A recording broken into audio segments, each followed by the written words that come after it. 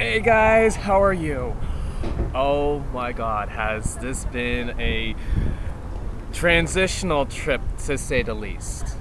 I'm standing or sitting at the wonderful Brooklyn Public Library, the Center Branch, right on Eastern Parkway and Flatbush Ave, is it? It's beautiful here. I love it. I love this branch specifically because not just the late hours, but this is where you can get all the information you can in one central hub. And well, I'm just going over. You know me. I'm just like a sponge. I'm getting all this information because I need it. But that's not what this is about. This is not about the library. This is actually about transitioning in other areas. And there has been a lot going on in my life that I would like to share with you guys. To tell you off the bat, I've been transferred.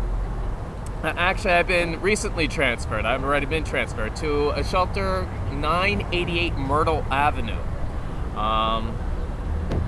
This shelter has just recently been opened, and I would say that actually I would love my shelter, but unfortunately, you would have to love the people you're sheltered with. It has an approximate amount of people of 158 men, and it's like being on my own reality show, really. Oh wait a minute, I already am on my own reality show, sort of. My own cam show. Actually, this one's different. This one's got so many cameras. If I scratch my butt, somebody will see it.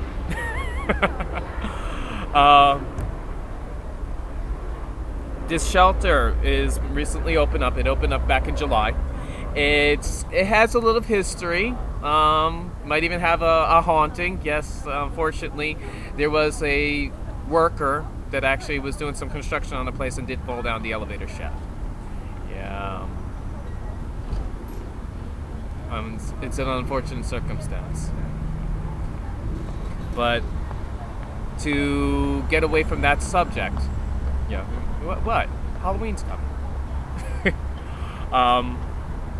No. It was pretty tragic for that individual and its family. Unfortunately, that does happen when you do construction work. And that was an unfortunate incident that did happen. There's a blog posting, I believe, of it. Maybe I'll put it up there for people to see so they are aware of it. The shelter that I'm at was actually a shelter for those men that were transitioning that had criminal backgrounds. And still is to this day, just a little bit different because now a different company has taken over. The company is called Samaritan Village. And Samaritan Village, if I'm correct, hold one second. Samaritan Village offers a bunch of programs that helps out many different New Yorkers. I believe they have 22 facilities all together. They help out individuals with addiction problems, veterans, families, homeless New Yorkers, and seniors. The foundation in itself, which I'll put the website up for everyone to see, the foundation is to help improve the quality of life between thousands of New Yorkers through the richer way of health and human services. Men, women, veterans, mothers, babies, the homeless, families, elderly. The foundation's got so many programs that I'm losing my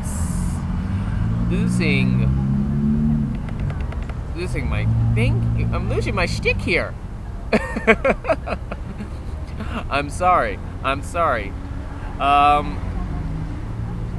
Here we go. This is the page that I was looking for. That actually this program's been around for more than 50 years, and their logo, Where Good Lives, became the community's passion with reaching struggling youth, has evolved into comprehensive human services and agency over 20 locations across New York and beyond. So it's been around for a while. I'm just learning about this system myself since, you know what, you got transferred and shifted over. I wasn't expecting to transfer, but it was well over 30 days, and that's what happens with the process. I showed you what was working it the hard way when I actually first did the intake. Then I showed you what it was about getting through shifting through the paperwork when it came to the Atlantic Bedford. Now I got shifted over to another program. This program is quite different. Like I said, there's a smaller amount of men, each having similar circumstances in their life, each having, I believe, a lot of them have felonies, a lot of them have addiction problems, a lot of them have disabilities, all have come under one roof and are taken care of or watched over in such a way that they're being parent. Now, they each go by what is now specific with case managers called an individual living plan, or an ILP. This ILP has all the structural information that was from the past of the last 2 intake shelters that they've been into, and has been passed down. Now we have a better understanding of our client and who we're working with, what they're working with, what their disabilities are, what they can or cannot do. Not to mention also their psychological background.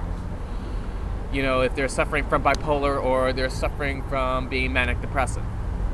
There's a lot of information already obtained by the DHS, which is the overall DHS, sees over all these programs, and now can look back and be like, okay, this person has suffered from all these diagnoses and has been through all this.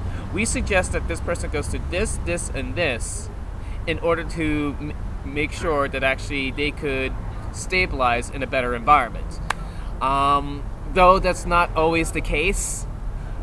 Fortunately, that's a lot of individuals to take care of, and unfortunately some things do slip through and some things are just not as stable as we hope them to be. We're trying to strive for a stabilization, not actually, it's not always going to be obtained. You do come across people that are a little bit hostile and rough. There seems to be, I hate to say it, there are times where fights do break out and somebody does throw a chair or throws a punch. But with these individual shelters, there are guidelines and rules that they must abide. And if they abide to those rules, then they have nothing to worry about. If they don't abide to those rules, just like any organization or anything else that has any kind of structure, we will come to terms of there will be a punishment, in which is you're back out on your ass or you go someplace else. What I'm finding is with this structure, I can succeed it. It's just, it becomes annoying sometimes because you're going through the same process over and over and over again. The only difference is it's step by step by step by step, baby steps. And you kind of you have to bite your tongue in a sense, because you're just like, I know this. Do I really need somebody to watch my meds for me? Do I really need somebody to tell me when I need to go to sleep? Do I really need to have a curfew on me? But this is the only way to actually keep those people in check, because you have others that are more well to fall through the cracks. I have done this kind of routine a lot, and it becomes problematic when you do speak up a little bit, but it becomes even more problematic when actually you speak up too much about it, or you have something against it. And then people have so many comments and so many issues with the system itself. But we can always go back to Florida, which, like I said, Florida, I hate to tell you, but when it comes to Florida in itself, I mean, I was looking back at some of the articles that Florida has to do, and Florida's just started. just started to get on the boat of Florida Back to Work programs. We were back in 2009. Actually, to be honest, there was an article that was written in the release date of December 17th, 2009. And remember that I went to Florida in 2010? 2010, where I went into Florida and I experienced the COSAC Foundation, which was a homeless cult in itself. So Florida has a lot of cleaning up to do, though they're trying to obtain programs like this. This program here is actually been around for a while, but it's being pushed out more and more. And other states like North Dakota and Missouri are now actually taking into account of these kind of programs as well, considering the mental health factor as well as the,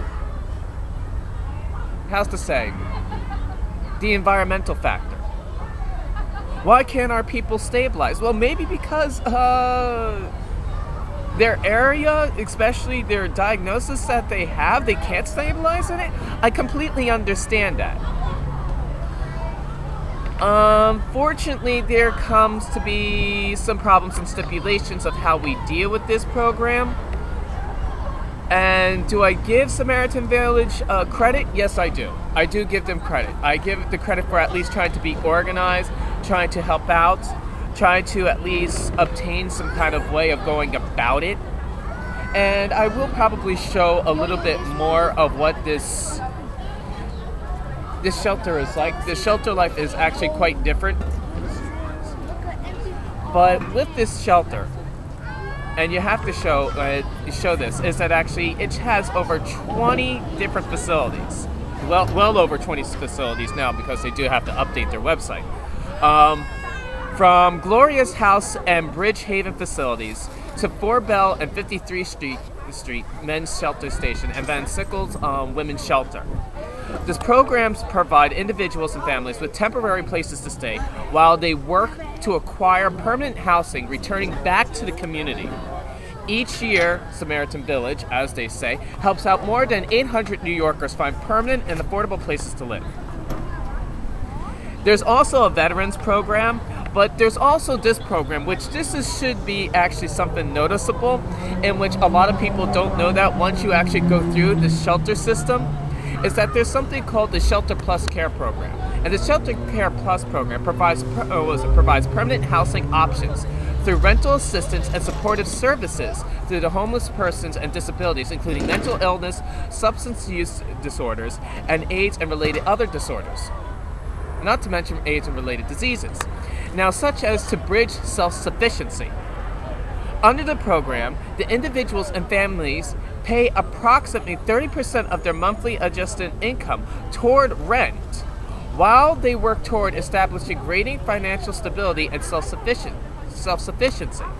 Samaritan Village provides case management and to link clients to the needs to services that supports in the community. Samaritan Village operates under 30 Shelter Plus Care apartment units located in the Bronx. So there's another part of this program. Once you start hitting the next level, you hit that one and you're just like, great, now I'm in an apartment kind of complex in which now I'm trying to obtain a real apartment or some kind of transitional housing in which could be found within New York City's Department of Affordable Housing, or Section 8. There is a lot of directions in which this can go, but it all requires on each case and how they go about this case. And this case process is probably not the longest, but it seems kind of long in itself because you're dealing with all these hands in the pot. And you're dealing with all these people that are dealing with one case, and then they have to deal with another case, and then they got to deal with another case, and then they have to deal with another person's case. And God forbid there's something wrong with that case that is making them unstable. Each individual case goes into each different direction, which it makes it even more confusing than the other. Not to mention the small little tiny hassle stories of somebody getting aggravated and assaulting somebody. It is a hard, grueling process being in the homeless system, But with the DHS doing what they're doing and trying to organize it and give it some structure, it's better than it was 10 or 15 years ago where people were living out of cardboard boxes. And you could see that with Florida. Homeless cults? Yeah. You might have to check into that. New York has actually given now a structure in order to follow. Now the thing is about that structure is to actually give it some way to finagle it to work it. Now, hey guys, how are you? I don't know if you're going to be able to hear me on top of all this. I'm in my dorm right now, and I guess what I'm doing is, yeah, it sounds like a party over here, or a block party or something. There's no party going on, it's just somebody, loud music, all sorts of, you know, ass shit. This is typically what my environment sounds like. And as much as I'm appreciating the culture, and I'm not saying anything bad about it, it's just when I was telling my ex-boyfriend, I don't belong here, I don't belong here, I don't belong here, in his quaint but sophisticated kind of environment, this was not either the environment I had in mind.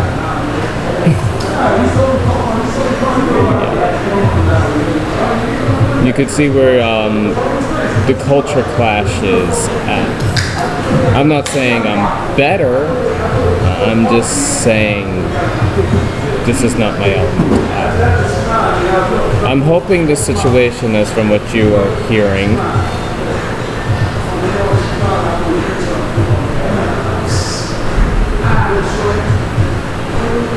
And if I could show you a little bit more, I would. It's just a little bit more on the...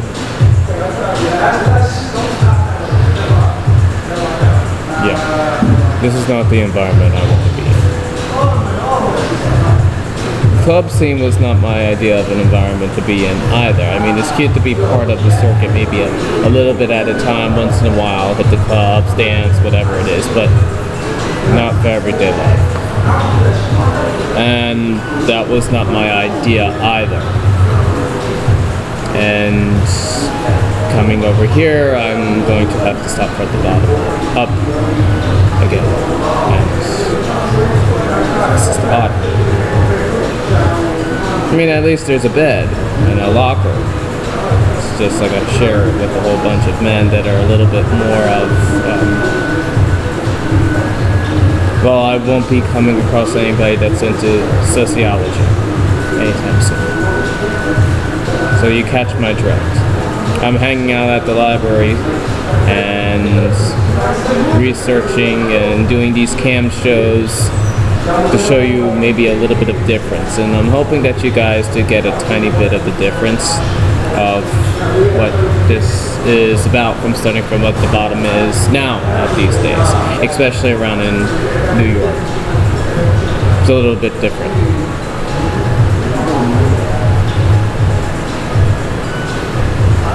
And it's just, it's different. You can see the difference between me and this.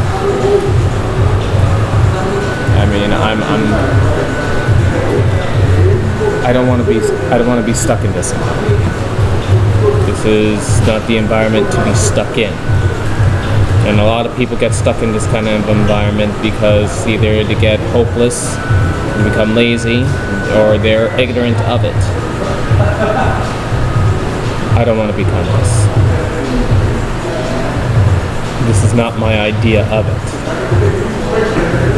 I may have to start with it, this is not my idea of it. You can tell...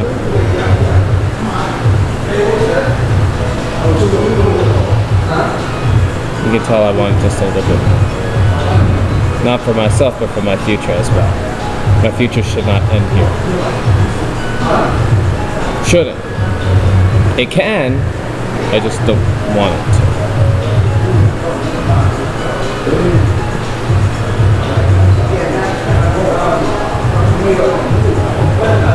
It feels like a jail cell. It feels kind of like jail would be.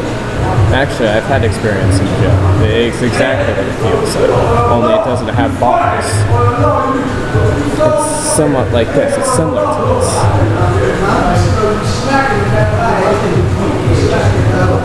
Do you get the idea of what I'm trying to tell you now? I'm not blaming the culture. I'm blaming the environment. This is what it's like. There's only so much you can do. And the only way that actually you can get out of this environment is if you bust your ass and get out of it yourself. You can't rely on the state, because this is assistance.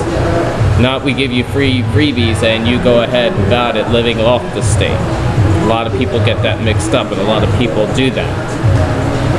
You gotta get your ass off it. But you gotta find a way to do it. Like I said, a difference.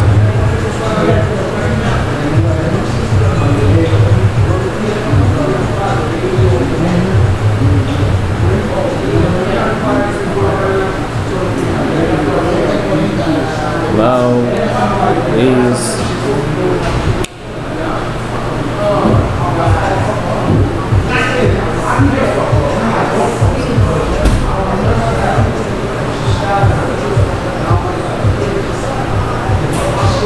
And it's like that all the time.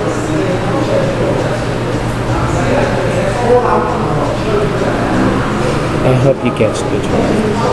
I hope you get the idea. It's okay to go back to it. It's just, not to stay with it. Not to stay in there. We all want something more out of life.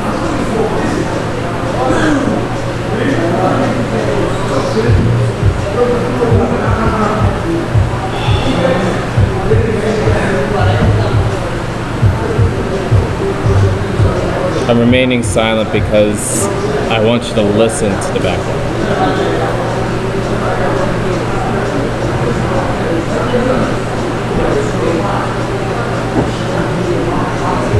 If that's your kind of environment, I'm not turning it around on you. I'm not saying that actually this is the horrible, atrocious kind of environment. I'm saying this is not the environment for me. And there are a lot of other people who can sympathize with them, because nobody wants to be caught up like this. This is not the idea. This is not the American dream. It's not the American nightmare. It's just not. It's just. Really? If you feel like you can do better, most likely you can. That's what I'm trying to tell you. If you feel like you're above something like this, most likely you are. But you gotta do something. Anyway, I hope you get what I'm saying here.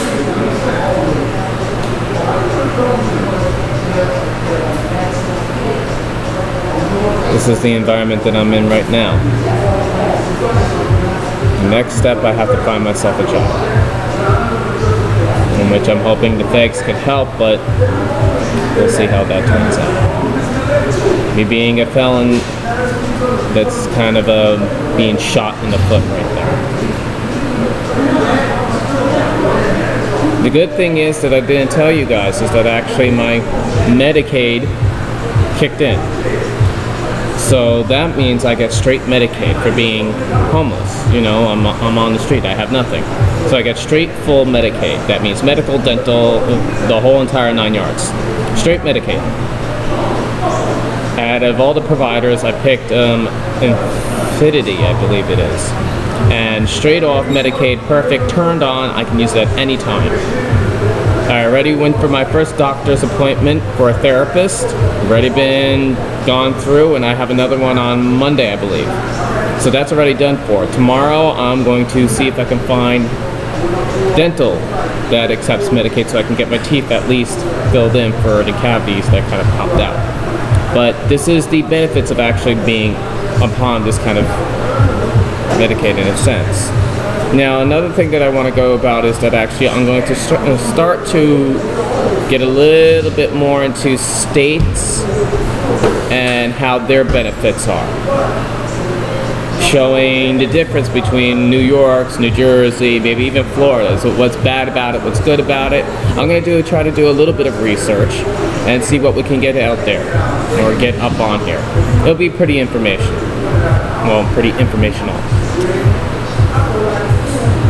So I'm hoping this works.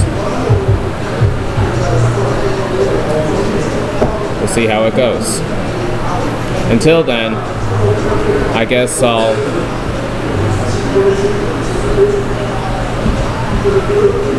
we'll see how it goes. Take care, guys. Well, hopefully the next video will be better.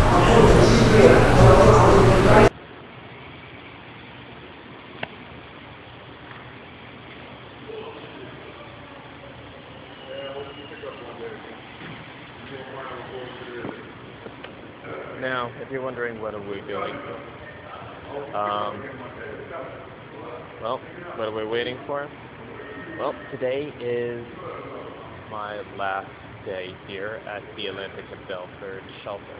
It's been well over 30 days, and,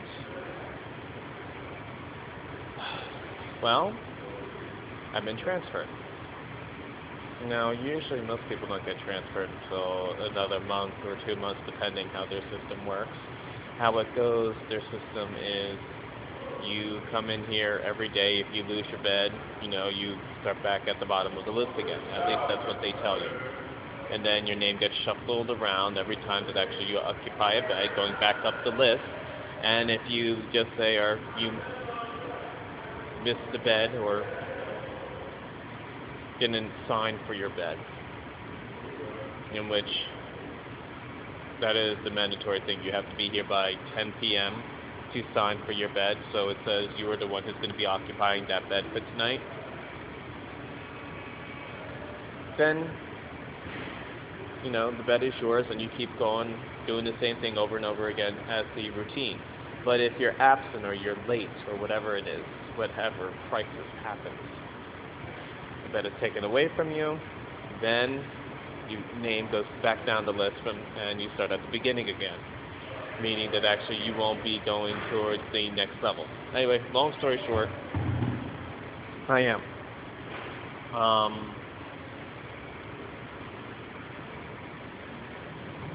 Thing is, I found out that I'll be going to a halfway house over on Myrtle Avenue, and I have no clue what this place is like. I heard it's relatively new. From the information I've received and from what I looked at the web, the 988 Myrtle Avenue is a six-story building dating back to pre-war times, back into 1931. The building, or at least the building itself, is 6 stories tall. And actually, it is a re-entry program for those that are felons, such like myself.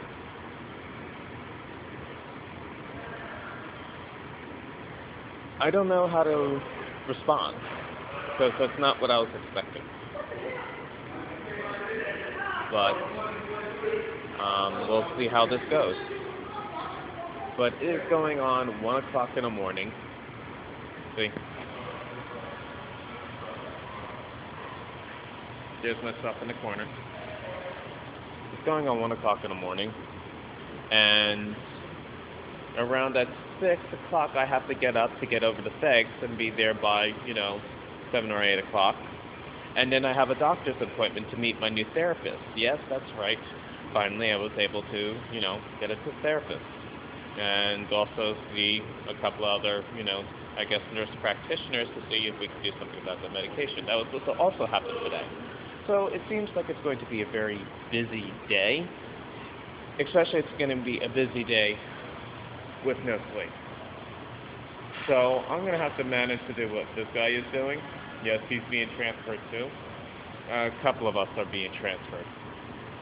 And we're waiting for our van, which is outside. It's been outside since 10 o'clock this evening, waiting for us and waiting for the word of whoever else is supposed to get the word to say, let them go.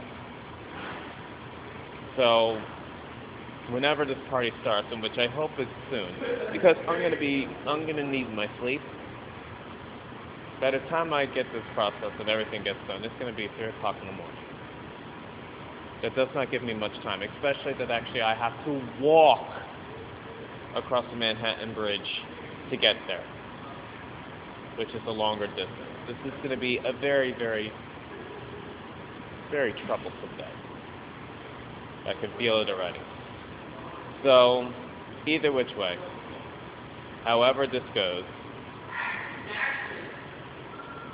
whatever we can do to make it better.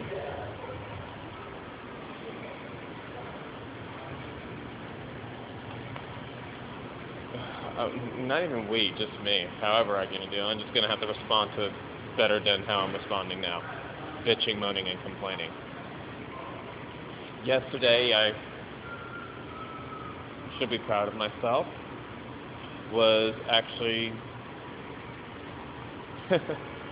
with somewhat of a, I would even call a friend, more of an acquaintance, and even, we'll call him Mike because that's the name that was on his tattoo. We went out, and he showed me his way of what he wanted to go for in his New York as how he hangs around. And I would have to say, if I was 15, 16 years old and a juvenile delinquent escaping into the world, I would have had a blast. But I didn't. And once you leave this shelter here, you can't come back until 5:30 in the morning. So, yeah, that experience, I won't be hanging around that individual anytime soon. I'll tell you more about it in probably another segment, but right now I'm just giving you guys the gist of what's happening right now, what's transpiring, and my feelings on it. And right now, if this was done earlier, I would have been a little bit more gung-ho for it. But right now, you're wasting my beauty sleep. And unfortunately, if I didn't have stuff to do tomorrow, I wouldn't bitch, moan, and complain about it so much. But there's no consideration when it comes to people's lives. And that's another thing, especially when it's people's lives and who have to be a part of other organizations and be there at certain times because of standards that need to be met. Like with BEG, I have to be there, or my benefits get cut. And thanks to being transferred, and being transferred at 1 o'clock in the fucking morning, or 2 o'clock, or 3 o'clock in the morning, I have to still wait. And then I have to actually, in the next 3 or 4 hours, get 2 hours, 3 hours of sleep, put my stuff away and everything else, to get back up again and be at BEGS in the morning and deal with that, and then not to mention also deal with doctor's appointment afterwards. Do you see where I'm coming from now? I'm just saying, I'm just bitch moaning and complaining. I have to bitch to somebody. But there are also these little tiny problems here and there that become a burden. So I will be recording a little bit more information and sharing with you guys what's going on. But right now, this is where I'll be sleeping tonight. Good night, sweetheart. Yeah, my singing days are over. Thanks, guys. Bye. You've got to be kidding me. Lovely, isn't it? This is the sight that I see when I walk across the Manhattan Bridge. It's a place where actually I got some clarity at when I was first discovering New York in a sense. This is when I started realizing that I was being gaslit for so many years and understood the meaning and what people were doing to me also in New York. talking about the signing and the signaling, you know, the street codes. Not like they were bad or good. Today, I was transferred over to 988 Myrtle Avenue. It's a smaller men's shelter, and it's more secure, a titty bit cleaner, and I'll probably give a better overview later of it. Right now, I'm walking from 988 Myrtle Avenue all the way to 315 Hudson. You have to excuse the subway. It doesn't know any better. Yeah, that's right. I'm going to 315 Hudson. That's today. Turns out that actually my benefits card doesn't have the $31 that it needs to get a Metro card. That's supposed to be the 7-day Metro card kind of thing. We're all supposed to be getting it on a certain day. I'm still waiting on mine. I haven't received it. These are small little technicalities that cause little problems, which ends up me walking.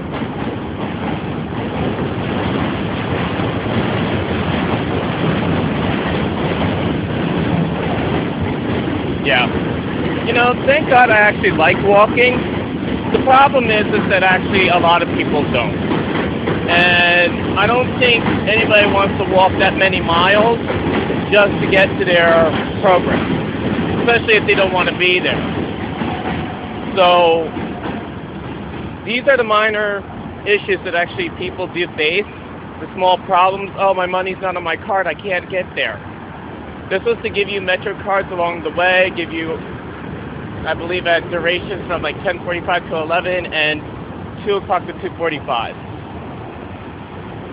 Issue is that actually it's timing. And with me, since I got kicked out the last time for wearing shorts, I didn't receive a Metro card, so my ass is walking. I'm walking. Yeah, I was about to bust out in the song. But either which way, I'm walking towards 315 Hudson. It's going to take me at least an hour and a half to get there. So it's an hour and a half walk to get there, and if I don't get a card, it'll be an hour and a half walk back. You do the math. And once Beggs finds this out, or at least somebody from, what is it? Can't remember what they call it. Whatever. Once actually somebody finds out that actually somebody's walking back and forth, that's going to look at least bad on somebody else's part. Because that means somebody has to get down to business and deal with it in such a way to be like, yeah, that shouldn't be happening. So I just have to make my problem my problem has to be acknowledged, in which I believe it will be acknowledged today. So that is so far it. Just walking, small little tiny technicalities. My transfer, I didn't get in until around 2:30 in the morning, and I got maybe 2 hours of sleep and had to be out the door by 7 o'clock to walk all the way here. So yes, this is quite interesting. Thank God, if there is one, it's a lovely day. Because if it was raining, I'd be miserable. Anyway, this is pretty much it, guys.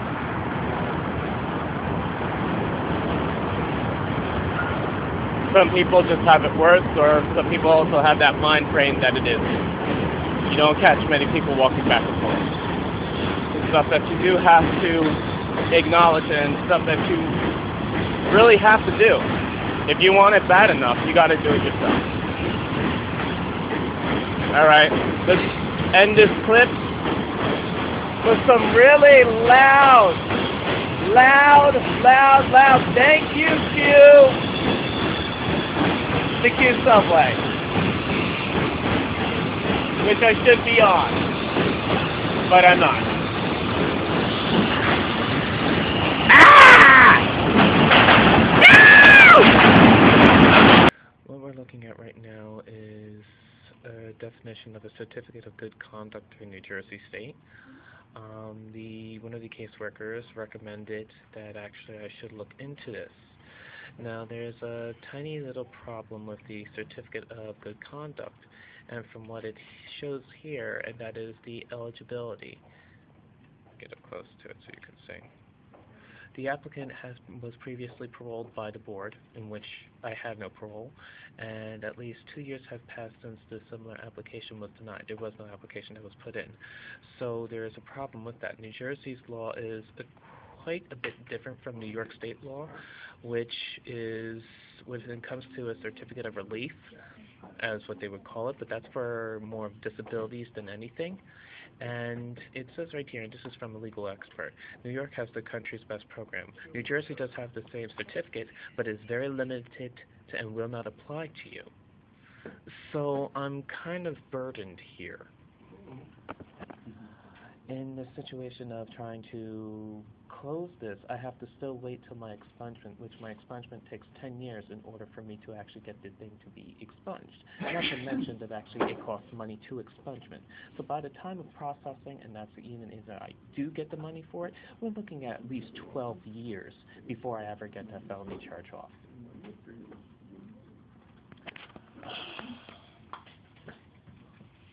So though actually a certificate of good conduct is probably a good thing, it's going to do me no justice whatsoever. Now, there's a procedure that you must go about. There's a criteria that you have to actually be, which this is another of the criteria.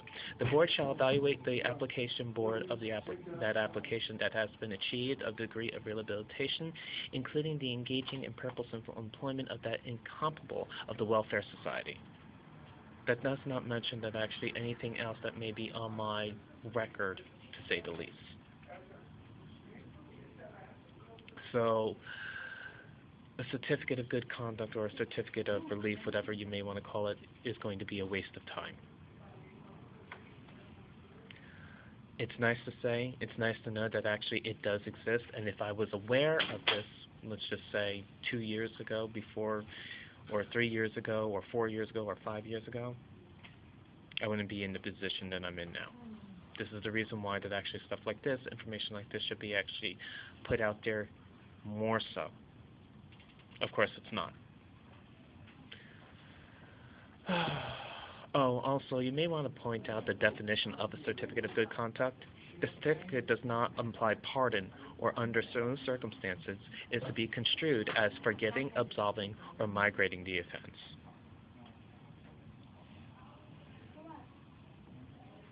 Yeah.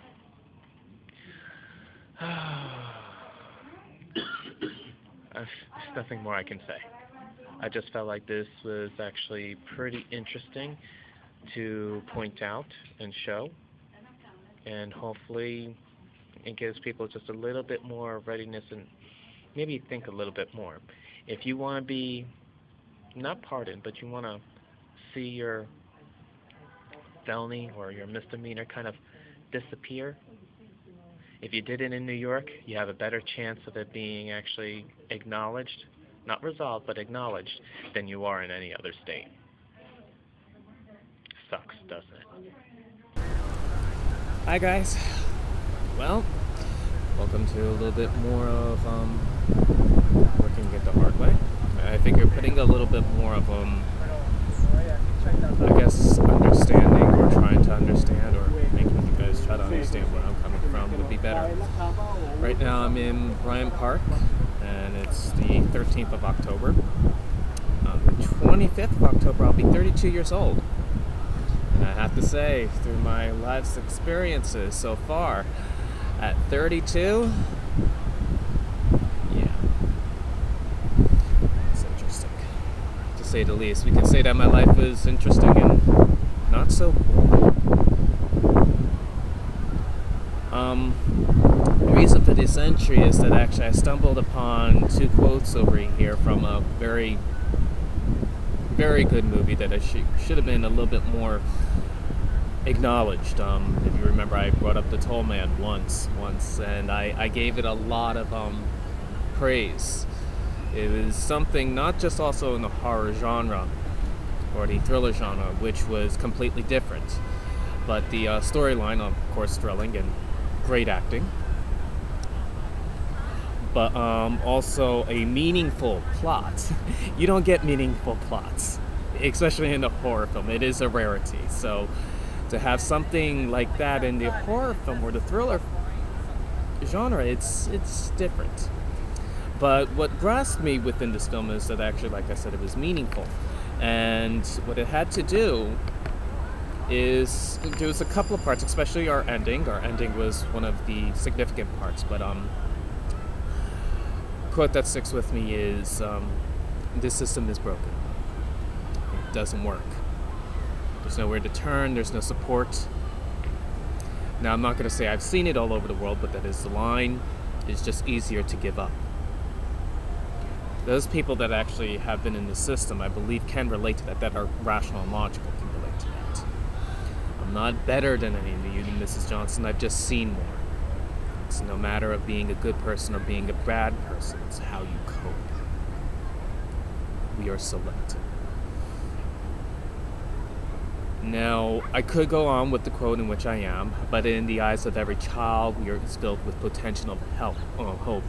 We embrace and we nourish that potential, but we don't. We continue to make the same mistakes. We continue to let the children go up broken and lost, just like their parents.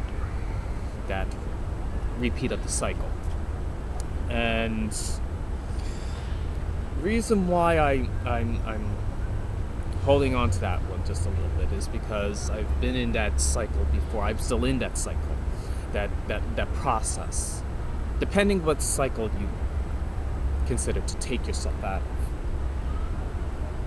I had nothing weighing me down, such as children, so that was the benefit.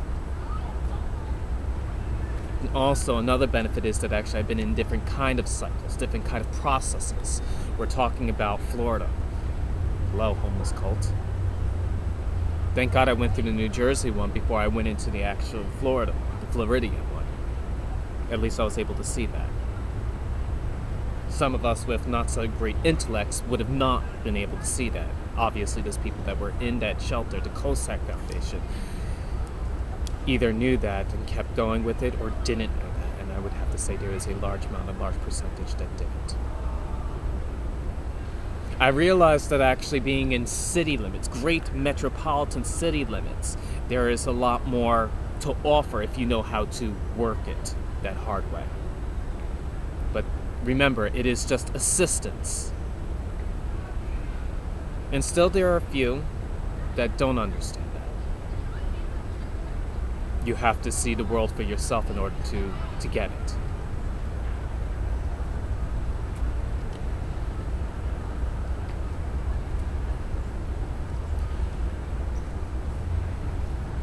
I was losing everything. I mean, my boyfriend broke up with me because of financial and mental instability, at least what he thought. Which, coming over here, proved that actually it wasn't mental, it was emotional. Complex post-traumatic stress disorder, and then we're talking about culture shock, not to mention all the other variables that came into play.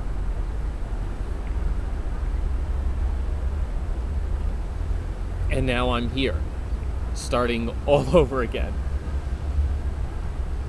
Knowing what I know from my past, and it still haunts me to this day.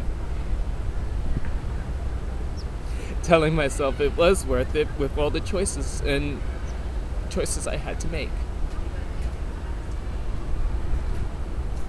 Wanting to say that it's fair, but it's not. It's not fair. Because of my lack of education. And being able to not be that privileged.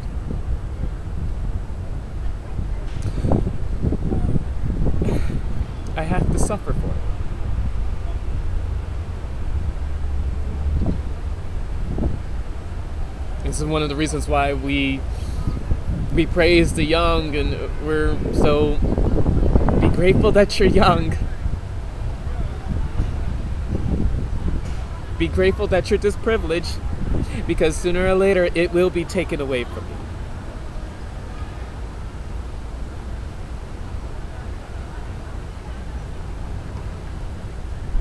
When you're young, you're naive to the world, and that's always a good thing, because it's what we don't know that makes us sleep at night.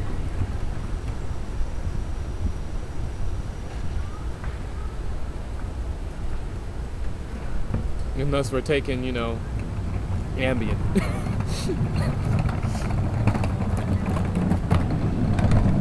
Another thing that actually I'm going to praise about this movie is this last few lines. My world has changed. I will try to follow its rules. It's a beautiful world, my mother says. She tells me to hang on, that I'm doing well, that I will get used to it in time. I'm not like the others.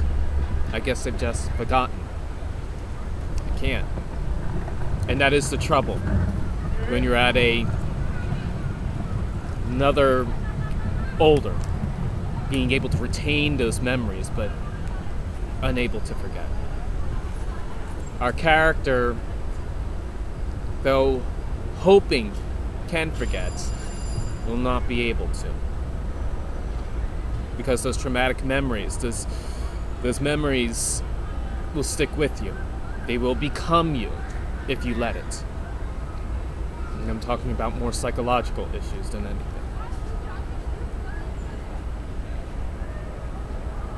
Every morning I wake up to the same thought of giving it all up and running back home is what we knew as home, what we seek comfort.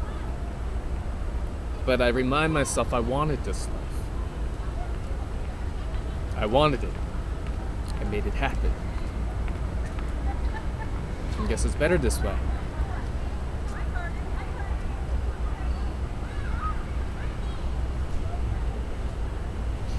In this story, our character is given up to an elite society, a better society, and be able to at least get a chance for a better life, but unfortunately being tainted by the knowledge that she's known.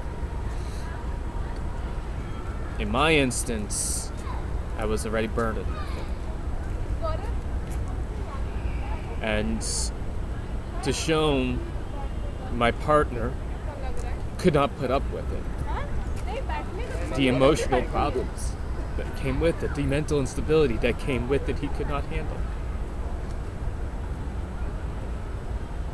I had to give it up.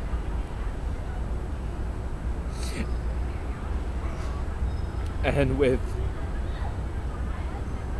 what happened with Frankie and Caswell and the gaslighting and the auditorial masking and the signing and what I was up against coming across here, seeing reality in a different light, a different city limit or how society can be, maybe even because I was posting these videos.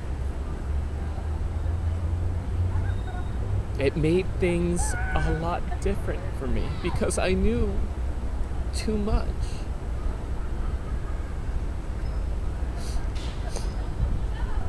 And I had to accept the consequence for whistleblowing a wannabe gang rapist. And because of all those things of the life that I once knew being destroyed, I knew one thing, and that was to run. Run to where I'll be able to try to pick myself up again, try to go through a process or an organization that may work, to be able to chance it. It's like playing roulette with somebody's life. 10 o'clock curfews and ignorance. To be lacking of education and yet being able to understand it, to see it. It's like the foreigner that sees the stop sign but cannot understand it concept. It's ludicrous. I want to say that the process is good, and it is. It is. But unfortunately for somebody such like myself in my given situation, it makes you doubt. It makes you doubt to actually believe that it's worth it. It's nice to see people, right? You had a fun time sitting at the table with everybody? Yeah. Okay. But I want to share this because I believe this is the right thing to do. God, almost over 13 diagnoses, post-diagnoses that were wrong.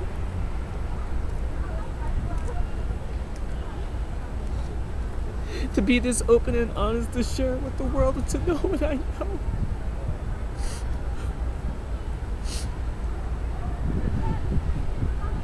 To be this point of ridicule. To be everybody's scapegoat, to be this damage, and to be known that you're telling the truth, and there's no way you can ever fix this.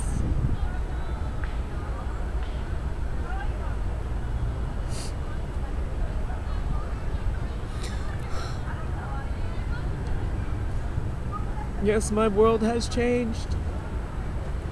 But I doubt that it'll get any better because I'm not that young anymore.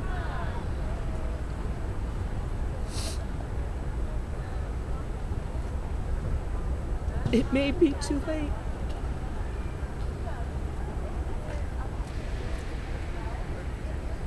This process is slow. And it's grueling to know that actually your level of education cannot be respected because you're going through such a process and you have so many weights holding you down. A felony conviction, post-diagnoses that will haunt you forever. People look at these as mistakes, but they're not. They're just a part of your life that haunts you. These variables that actually affect you. This is just looking at it as a micro scale. Just one person affected by many.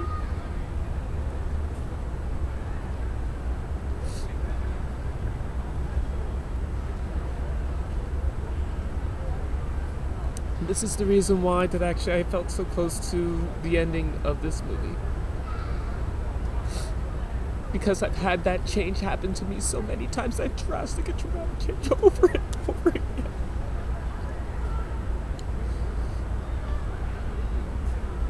And I believe that there are others that it happens to as well. And it makes us doubt. It's that doubt that eats up at us. Constantly telling us, it is. I traded one set of problems for another, and it's worth it. I can live with this, I can. As long as I do one thing, and that's different, is that teaching. Try to make others understand it. From my limited expertise, your education is so goddamn important, and if you're that privileged, don't gamble with it.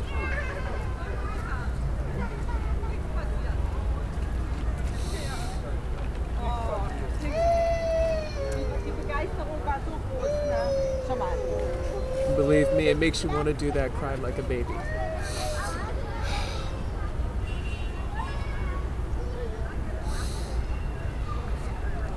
I just feel like that actually I should have shared that moment with also working it the hard way, that you will have breaks.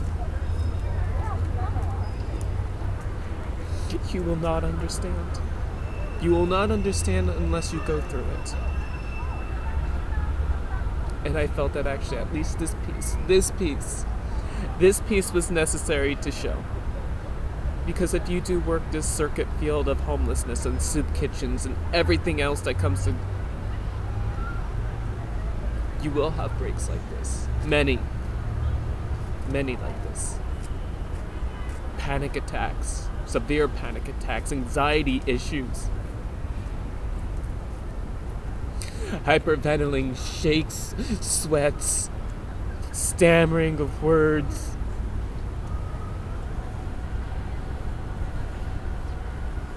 And then people take it a different concept, and organizations such as hospitals believe it's something else.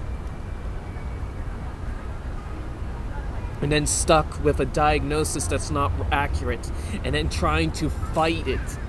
I mean, look at what happened with Bellevue. 8 days of being in that hospital. Half of those days trying to fight for basically your sanity and proving that actually you are not what that person said.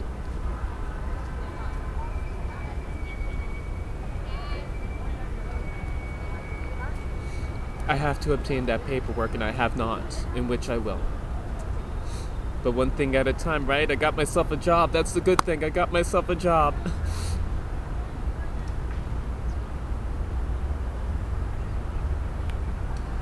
I'm in a different shelter now, with a 10 p.m. curfew.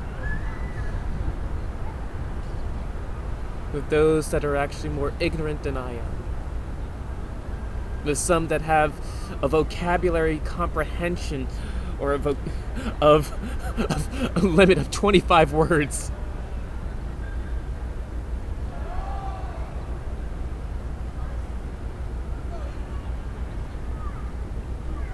At least the gang rapist is gone, right?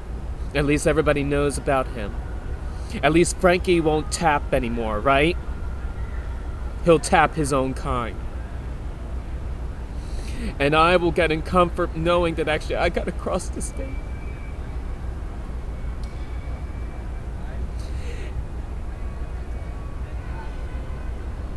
And that maybe somebody else will benefit off this.